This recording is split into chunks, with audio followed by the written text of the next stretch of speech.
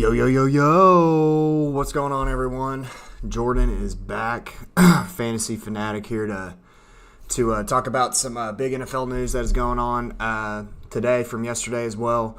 And then we'll talk about all the SGS League members. We'll get into our matchups this week and talk about some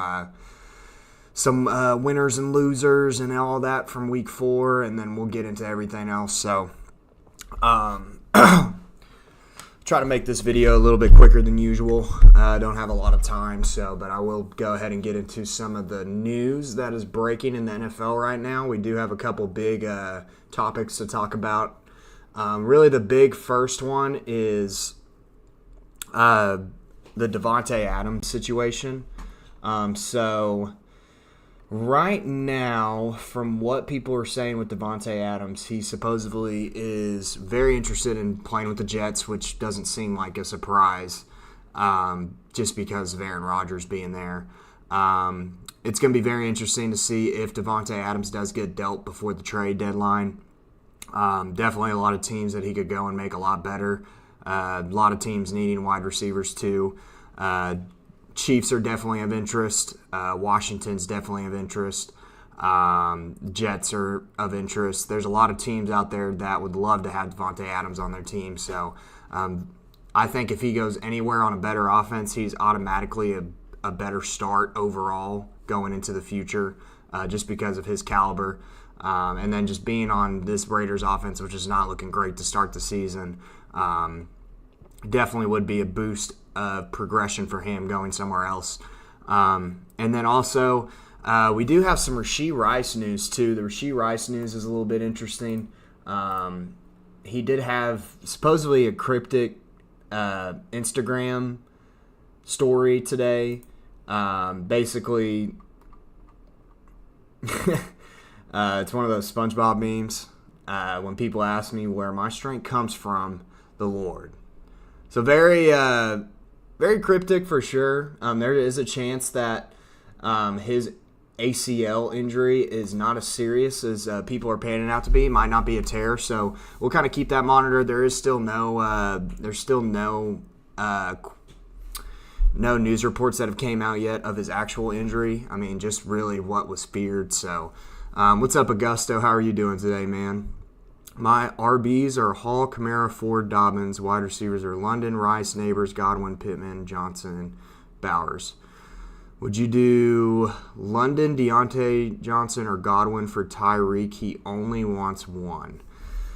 I'm a big fan of you going ahead, and out of those three, I would probably get rid of Deontay Johnson. Sell him high and go get Tyreek. I think that's honestly a steal for you just because, let's say Tua comes back, which there is optimism that Tua is going to be back this year.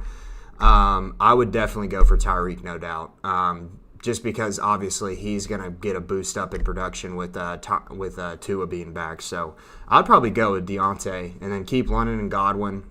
I think Godwin has already solidified how great he is when he plays in the slot, and then Drake London's usage continues to grow. Obviously, Deontay Johnson's played great these last 2 weeks, but I just don't really know if that's going to continue with the Panthers. The offense has looked a lot better for the Panthers overall since Andy Dalton became under center, but I don't want to bet on that completely. I like Drake London and Godwin more for rest of season, so I would definitely probably deal Johnson and get Tyreek for sure. And then I wouldn't start Tyreek this week because you have Neighbors. If Neighbors is fully healthy, start him all day.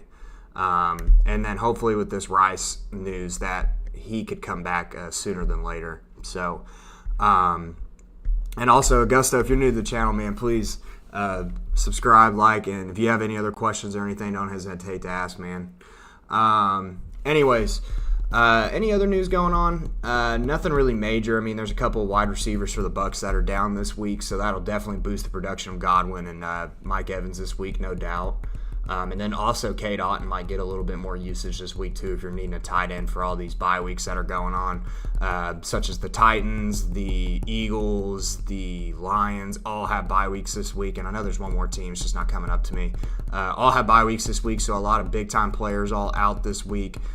So definitely this is the first week where waivers are a big deal, a huge deal when it comes to making sure you make the right starts this week. But yeah, that's pretty much it for news, I believe. Just that's some of the bigger news coming out. Brandon Cooks had a leg infection too, so he's going to be out for this week. So that'll definitely boost Ferguson and CeeDee Lamb's production, and then maybe even Tolbert. Tolbert could maybe be a good flex spot this week if you need an extra man. All right, I'm going to go into the SGS League, which has been such a disappointment for me so far to start the year. Team's just not playing great, but I think that we do have some optimism going into this week, even with the bye weeks. Still kind of trying to figure out what defense I want to start this week. It's been kind of hard for me to figure out defenses, but we'll get that all figured out eventually. So going into... we'll talk a little bit about these Week 4 recap real quick. First off, Andy's team continues to play very well. Andy arguably has one of the better teams in the league right now with how his team's been starting off.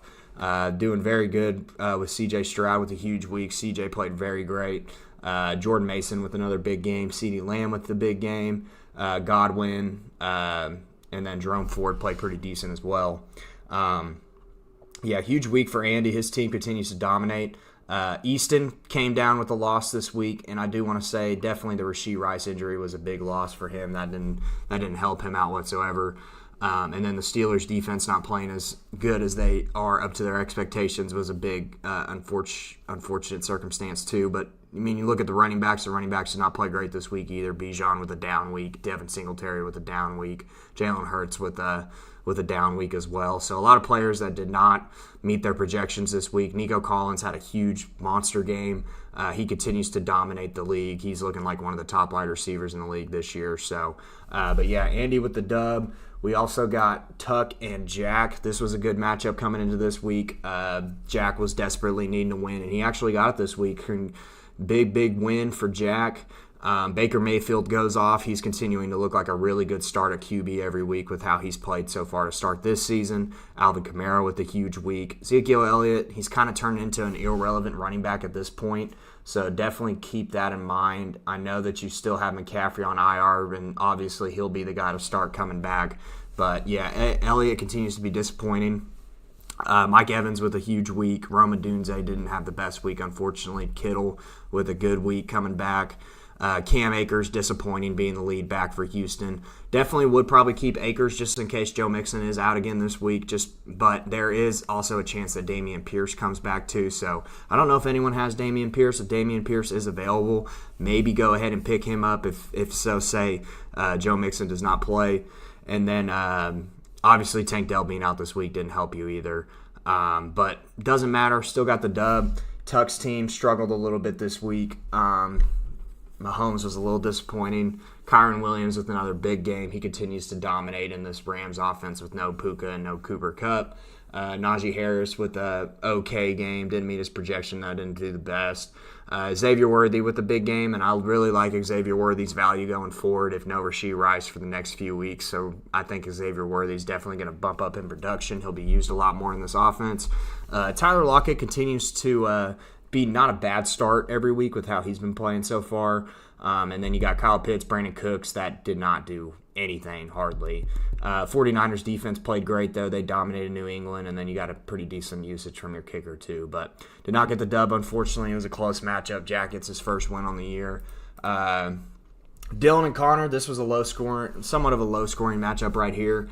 Connor goes ahead and pulls out the dub. Dak with a decent game for QB standards. Saquon played okay. Didn't meet his projection, but still put up 12 points. Ramondre disappointing. Had that fumble, not looking great. Chris Olave and Stephon Diggs played very well this week for him. Really kind of brought the team together. Brock Bowers was disappointing as well as Darnell Mooney, but I would continue to rate Brock Bowers very high with how good he's looked so far to start this season. And then you look at Dylan's team. Anthony Richardson had that injury, so that's what really hurt him the most. He did not play the rest of that game, so that honestly hurt Dylan to win this week, unfortunately.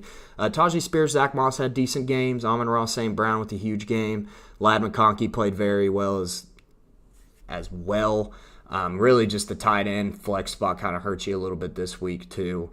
Jameson Williams might have been the guy to start over Greg Dortch this week, but I mean, and then you have Chase Brown on your bench too. So just sucks to see players go off on your bench that you could have started. I mean, I feel that 100%. It happened to me too. So like it even mattered anyways.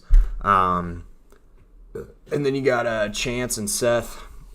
Another low-scoring matchup. Chance gets the dub. Brock Purdy with a pretty decent game. David Montgomery with a decent game as well. Jordan Addison played very well, came back and played substantially well. Real quick, I am going to pause this stream